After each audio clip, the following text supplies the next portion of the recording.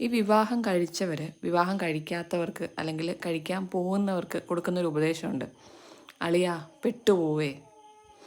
അതേപോലെയാണ് കുട്ടി ഉണ്ടാവാൻ പോകുന്നവർക്ക് അല്ലെങ്കിൽ പ്രസവിക്കാൻ പോകുന്നവർക്ക് കൊടുക്കുന്ന ചില ഉപദേശങ്ങൾ. ഉപദേശമല്ലേ, വലിയ പഞ്ഞൊന്നുമില്ലല്ലോ അല്ലേ? ഇപ്പോൾ ഉറങ്ങിക്കോ, ഇനി ഉറങ്ങാൻ പറ്റത്തില്ല. കുട്ടിയുടെ പിറകെ ഓടുമ്പോൾ വേറെ ഒന്നിനും സമയം കാണില്ല. അങ്ങനെ നീളുന്ന പേടിപ്പെടുത്തുന്ന അനുഭവ കഥകൾ. ആരെങ്കിലും ഒരാൾ നിങ്ങളോട് പറഞ്ഞിട്ടുണ്ടോ പോസിറ്റീവായിട്ടുള്ളൊരു കാര്യം?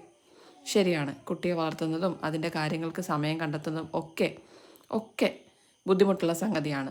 പ്രസവിക്കുന്നതും ഓപ്പറേറ്റ് ചെയ്ത് കുട്ടിയെ എടുക്കുന്നതും ഒക്കെ വേദനയും ബുദ്ധിമുട്ടുകളും നിറഞ്ഞ സംഗതിയാണ്. പക്ഷേ എല്ലാവർക്കും ഒരേ അനുഭവമാണോ എന്ന് ചിന്തിച്ചിട്ടുണ്ടോ? ഓരോ വ്യക്തിയുടെ ശാരീരികാരോഗ്യവും മാനസികാരോഗ്യവും ജീവിതശൈലി, ജീവിത സാഹചര്യം, സാമ്പത്തിക സ്ഥിതി, ഒപ്പമുള്ളവരുടെ സഹകരണ മനോഭാവം, തിരഞ്ഞെടുക്കുന്ന ഹോസ്പിറ്റല്, ഡോക്ടേഴ്സ്, എന്തിനേറെ പറയുന്നു പ്രസവിക്കാൻ തിയേറ്ററിൽ കയറുന്ന സമയം പോലും നമ്മുടെ അനുഭവങ്ങളെ സ്വാധീനിക്കാറുണ്ട്. പ്രസവം മുന്നിൽ കണ്ടു നിൽക്കുന്ന സ്ത്രീയോട് PV ചെയ്യുന്നതിൻ്റെ ഭീകരത പറഞ്ഞ് ടെൻഷനാക്കുന്നതിലും ബെറ്റർ അതിൻ്റെ ബേസിക് കാര്യങ്ങൾ മാത്രം പറഞ്ഞ് നമ്മുടെ അനുഭവം ഒഴിവാക്കുന്നതല്ലേ?